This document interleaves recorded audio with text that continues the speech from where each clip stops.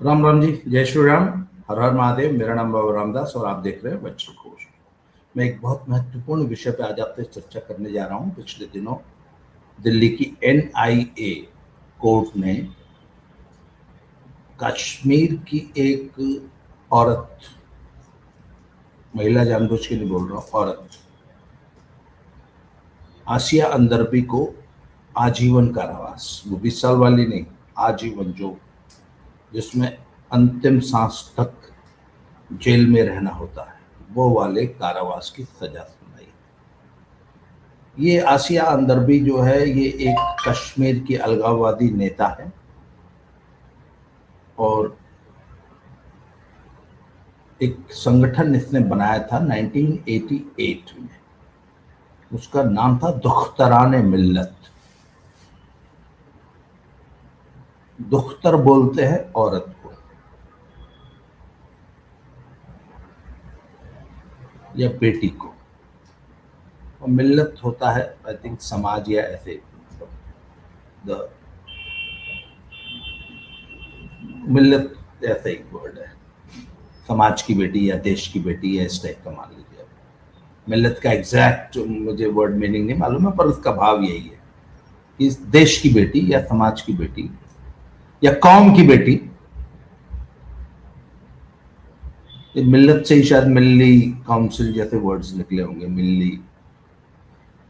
तो इसने महिलाओं का एक संगठन बनाया, औरतों का, जिसका नाम रखा दुख्तरान मिल्लत। ये औरत, इसको मैं 1988 से ही फॉलो कर रहा हूँ। हुआ क्या था कि 1988 वो साल था जिस साल मैं एनआईएस का डिप्लोमा करने के लिए पटियाला गया। वो एक नेशनल इंस्टीट्यूट है, राष्ट्रीय संस्थान है, बल्कि अंतर्राष्ट्रीय संस्थान है। उसमें देश भर से, विदेश से भी खिलाड़ी और स्टूडेंट्स आते हैं पढ़ने के लिए, जहाँ कोचिंग का डिप्लोमा होता है डिफरेंट गेम्स का। तकरीबन सारी गेम्स का, ओलंपिक गेम्स हैं, उनके कोचेस वहाँ तैयार किए जाते हैं। तो 1988 में मैं जब एडमिशन लेने गया तो हमारे साथ बहुत से खिलाड़ी जो है उस कोर्स में एडमिशन लेने के लिए कश्मीर से आए हुए थे। तो उनमें से कुछ से मेरी दोस्ती हो गई। दोस्ती के बड़े कुछ कॉमन पॉइंट्स बाई चांस ऐसे निकल आए कि एक दिन मैं एक कमरे से जा रहा था तो मैंने देखा कि एक रूम से पंडित भीमसेन जोशी का राग दरबारी या ऐसी राग दरबारी बज रहा था। तो मुझे बड़ी क्यूरियोसिटी, मैंने कहा यार मेरे अलावा तला यहाँ कौन आ गया राग दरबारी सुनने वाला। तो मैंने ऐसे ही वो कमरा नॉक कर लिया, तो उसके अंदर से एक सरदार जी निकले। मैं कहा जनाब। उन सरदार जी का नाम था सरदार सुरेंद्रपाल सिंह, जिम्नास्टिक्स के वो खिलाड़ी थे। तो उनसे मेरी पक्की यारी होगी, आज भी है। आज भी हम हफ्ते में 2-4 बार बात कर लेते हैं। उनके थ्रू फिर और एक और सज्जन मिल गए, वो बास्केटबॉल के प्लेयर थे। उसके बाद एक एथलेटिक्स वाले मिल गए, फिर एक सिलसिला चल पड़ा। उसी साल मेरी कम से कम 20 कश्मीरियों से दोस्ती हुई। बहुत सारे कश्मीरी ऐसे आए थे जिनका एडमिशन नहीं हुआ था। एक उसमें से मुझे अच्छी तरह से बास्केटबॉल प्लेयर था, वो बड़ा अलगाववादी विचार रखता था, पर है था बड़ा मस्त आदमी। उससे मैं करीब 10 दिन मैंने इंटरेक्ट किया। I found him a very very interesting man and a very funny guy. पर वो था, उसके दिमाग में भी वही कीड़ा था जो सभी कश्मीरियों के था। बाकी जो मेरे फ्रेंड्स थे वो जम्मू से थे, वो हिंदू थे। तो मेरा यहां से कश्मीरियों से इंटरेक्शन शुरू हुआ। तब तक मैं जीवन में कभी कश्मीर नहीं गया था। फिर बाद में क्या हुआ कि मैंने जब एनआईएस डिप्लोमा कर लिया, इन सबसे मेरी बड़ी पक्की यारी रही। उसके बाद ये सब अपने अपने घर चले गए और मैं उसी इंस्टीट्यूट में मैंने टीचिंग ज्वाइन में एज ए फैकल्टी ज्वाइन कर लिया। तो अब इनको था कि भैया अपने पहलवान जी वहां है, कोई भी काम होता तो कश्मीर से 20 लोग आते थे इन लोगों का नाम लेके, मैं उनकी सबकी हेल्प करता था। तो I had a very strong network इन कश्मीर, आज भी है मेरा। उसमें से बहुत से लोग आज भी मेरे संपर्क में, सबका नाम जानबूझ के नहीं ले रहा हूं। तो वहां से मैंने कश्मीर को बड़ा क्लोजली फॉलो करना शुरू किया और इन लोगों से बातचीत रेगुलर होती थी। और जैसे कि मैंने बताया, some of them are still very very very close friends of mine. उसी दौरान ये दुख्तराने मिल्लत का जन्म हुआ था 1988 में। और उसके बाद मैं कई बार कश्मीर गया। कश्मीर तो मैं 20 50 बार गया हूँ, महीना महीना रहा हूं। कश्मीर का मैंने चप्पा चप्पा घूमा है, मतलब मोटरसाइकिल पे घूमा है, ट्रैकिंग्स किए मैंने दुनिया भर की। तो वहां से मैं इस कश्मीरी अलगाववाद को, कश्मीरी आतंकवाद को, कश्मीरी जो ये साइकी है, इसको मैं हमेशा से स्टडी करता रहा हूं। तो that's why I have been following this Asiya Andrabi for the last so many years, 1988 से लेकर आज तक, कि ये क्या कर रही है, क्या बोलती है। ये औरतों को इसका था कि बिल्कुल 100% नका वो बुरके में, वो ईरान वाला नहीं, ईरान में तो सिर्फ वो सिर ढकने को बोलता है, यहाँ तो आंख में नहीं दिखनी चाहिए। आंख पे भी मुझे याद है उस जमाने में आंख पे भी चश्मा लगा के रखती, इतनी कट्टरवादी थी। और इसका था कि मुझे याद है एक बार 90s में मैं श्रीनगर गया था, तो इसका इतना प्रभाव, 4-5 साल दुख्तराने मिल्लत को बने हुए हो चुका था, इसका इतना प्रभाव था कि लाल चौक पे घूमते हुए एक भी woman, not even a single woman, I saw without burqa, fully covered. ये नहीं कि सिर्फ पहन रखा और सिर उघाड़ रखा, ना ना मुंह दिखा रहे, ना ना ना, 100% कवर्ड। मुझे याद है इसके आह्वान पे लाखों औरतें सड़कों पे उतर आती थी, इतना इसका इन्फ्लुएंस हो गया था 4-5 सालों में। फिर टेरर फंडिंग में भी इसके ऊपर आरोप लगे, फिर बाद में कई बार इसने एक बहुत हार्डकोर टेररिस्ट से शादी की, उसका नाम था आशिक हुसैन फक्तू। उससे इसके 2 बेटे हुए, एक बेटे का नाम है जी मोहम्मद बिन कासिम और दूसरे का नाम है अहमद बिन कासिम। एक जो है कहीं मलेशिया में पढ़ता है, दूसरा बताते हैं कि कुछ लोग कहते हैं ऑस्ट्रेलिया में पढ़ता है, कुछ लोग कहते हैं नहीं वो कश्मीर में ही है। इसके हस्बैंड को आजीवन कारावास उसको भी हुआ है। हृदयनाथ वांचू एक सोशल वर्कर थे, हिंदू ब्राह्मण थे कश्मीरी, उनकी हत्या में इसके हस्बैंड आशिक हुसैन फक्तू को आजीवन कारावास की सजा हुई और वो भी तिहाड़ जेल में।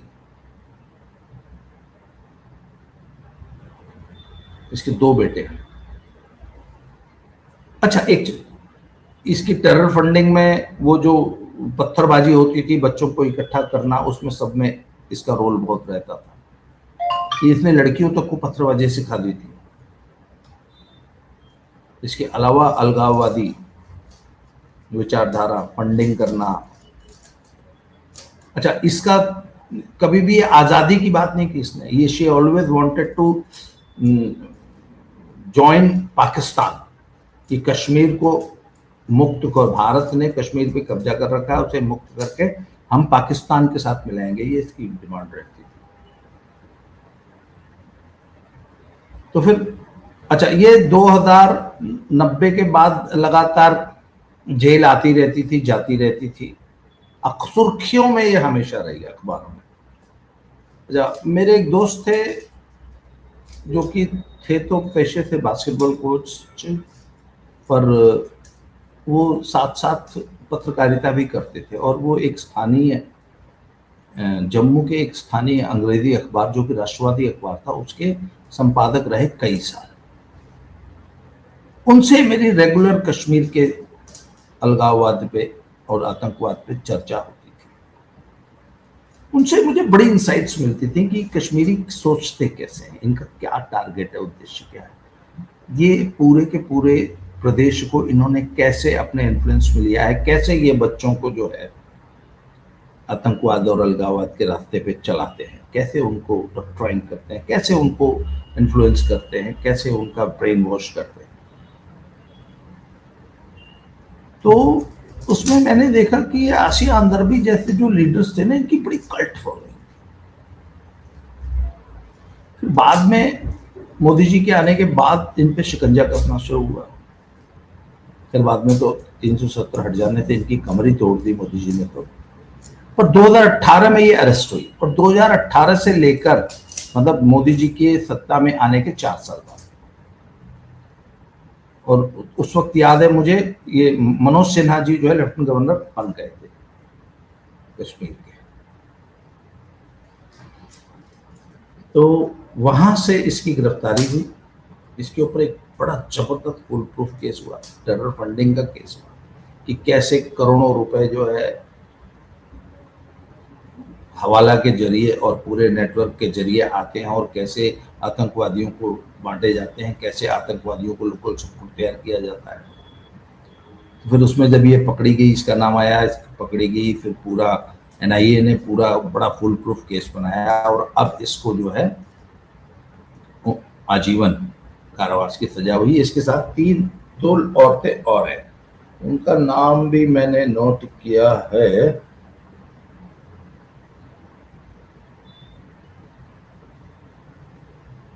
चलिए, अब अभी नहीं मिल रहा है। अभी नहीं मिल रहा है। दो औरतें और है इसके साथ, इसकी साथी, वो भी दुख्तराने मिल्लत की। एक तो शायद जनरल सेक्रेटरी है और एक और ऐसी कोई पदाधिकारी है। उनको 30-30 साल की सजा हुई है। तो इसके वो जो लड़का है, इसका शायद छोटा वाला लड़का आसिया अंदरबी का, उसको उसकी एक वीडियो आई है। वो कहती कि कैसे भारत सरकार ने जो है मेरे मम्मी पापा को जेल में बंद कर रखा है और कैसे जो है इनका ये डिज़ाइन है कि ये जीवन में कभी भी जो है बाहर ना आ सके, एक दूसरे को मिल ना सके, वो अपने बच्चों को नहीं मिल सकते, ये वो। अच्छा, एक बड़ी मजेदार बात है, ये आसिया अंदरबी का जो संगठन था, ये युवाओं को मोटिवेट करता था कि वो सड़क पे उतरे और पत्थरबाजी करे 500 रुपए के लिए।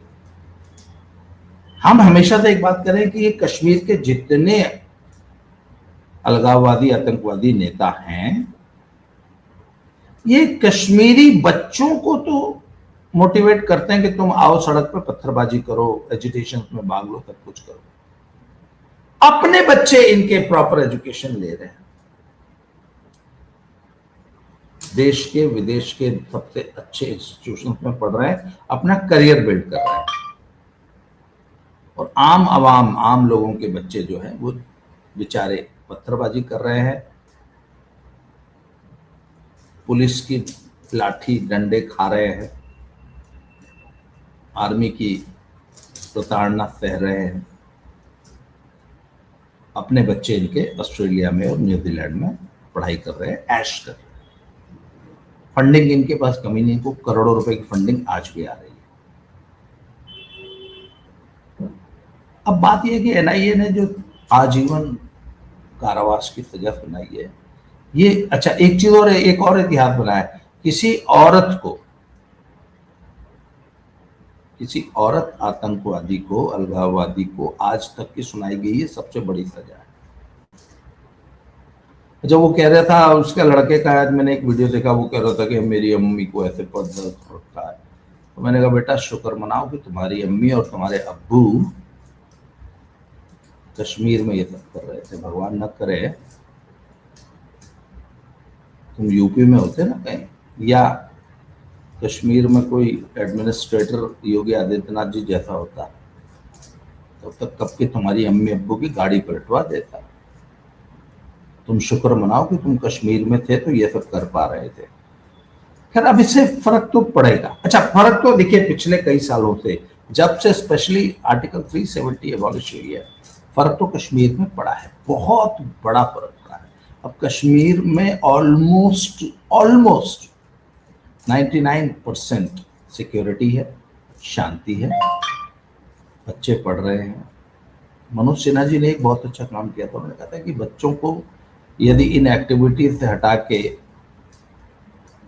करियर ओरिएंटेड बनाना है तो इनको पढ़ाई कराओ और इनको स्पोर्ट्स कराओ। तो मनोज सिन्हा जी ने कश्मीर में स्पोर्ट्स की बहुत ज़्यादा कल्चर पैदा किया, फैसिलिटीज दी, स्कीम्स लेके आए, बहुत सारे फुटबॉल और क्रिकेट के टूर्नामेंट्स कराने शुरू किए हुए। ये दो गेम्स कश्मीर में बहुत पॉपुलर है। फुटबॉल बहुत पॉपुलर है कश्मीर में। कश्मीर का एक लड़का तो शायद आईपीएल भी खेल रहा होगा, अब खेल रहा है कि नहीं, पहले बीच में चर्चा होती थी 5-6 साल पहले, पता नहीं तो खेलता है कि नहीं खेलता। और कश्मीर की फुटबॉल मैंने देखी, अच्छी खासी फुटबॉल खेली जाती है। और जब पीक टेररिज्म था ना, तब भी बहुत अच्छी फुटबॉल खेली जाती थी कश्मीर में। तो जब से स्पोर्ट्स का कल्चर, अच्छा पढ़ाई का कल्चर बहुत अच्छा हुआ है। आज हिंदुस्तान भर की सारी यूनिवर्सिटीज़ में, जो प्राइवेट यूनिवर्सिटीज़ हैं, वहाँ कश्मीरी बच्चे आके पढ़ रहे हैं। हालांकि वो देखिए, कुत्ते की पूंछ सीधी तो होती नहीं, चाहे कितना ही उसको पाइप में रख लो, ये सीधे तो नहीं हुआ है, पर फर्क पड़ा है। मैं नहीं कह रहा कि 100% फर्क पड़ गया, 100% सुधर गया, ये नहीं सुधर सकते। वो तो खैर जब तक वो ऐसे ऐसे अरबी में आसमानी किताब पढ़ेंगे तब तक तो सुधार की कोई गुंजाइश है नहीं, पर हल्का सा फर्क पड़ा है। ये आसिया अंदरबी की जो उम्र कैद हुई है ना, इससे भी फर्क पड़ेगा। तो ये एक बड़ा पॉजिटिव स्टेप है अलगाववाद को और टेररिज्म को कश्मीर में कंट्रोल करने के लिए। अभी ये लोअर कोर्ट ने दी है सजा। अब देखिए हायर कोर्ट में जाते हैं, हाई कोर्ट सुप्रीम कोर्ट में जाते हैं, सुप्रीम कोर्ट क्या करेगा ये तो खैर भगवान जाने। सुप्रीम कोर्ट तो खैर हमेशा से ही आतंकवादियों और डकैतों माफियाओं के पक्ष में, उनको ज्यादा मतलब ख्याल करता है, आम नागरिक का कम उन लोगों को ख्याल रहता है। Let us see what happens. पर फिलहाल एक बहुत अच्छा पॉजिटिव फैसला आया है आतंकवाद के खिलाफ। आई होप इससे स्थितियां और सुधरेंगी। आज के लिए इस वीडियो में इतना है, अगले वीडियो में फिर से मिलते हैं। Thank you very much. जय श्री राम, हर हर महादेव।